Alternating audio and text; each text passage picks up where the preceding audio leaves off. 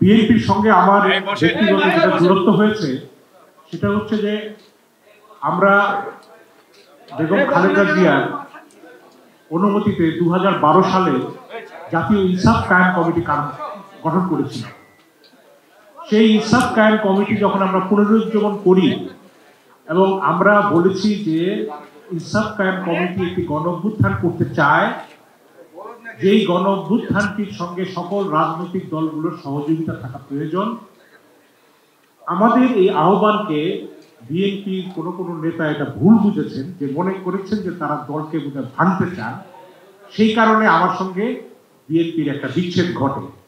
কিন্তু বাস্তবে সাধারণ মানুষ যে গণঅভ্যুত্থান চেয়েছিল বা রাজনৈতিক দলগুলো যে গণঅভ্যুত্থানের কথা বলেছিল, সেই গণঅভ্যুত্থানটি অরাজনৈতিক গণঅভ্যুত্থান অথবা অরাজনৈতিক ছাত্রদের নেতৃত্বেই সম্পন্ন হয়েছে। আমার এখানে বিএনপির কাউকে দোষ দেওয়ার কিছু নেই।